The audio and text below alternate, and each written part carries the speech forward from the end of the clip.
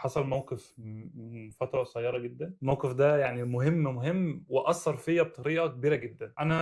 أنت عارف هنا في ألمانيا بتشتغل في أي مكان بتاخد 30 يوم أجازة في السنة، أنا باخد الأجازة ديّة بانزل فيها على مصر. فأول ما اشتغلت ما كانوش بيدّوني ال30 يوم على بعض لإني كنت جديد، إمم. فما حسبتهاش عنصرية، مع إن في ناس تانية كانت بتاخد.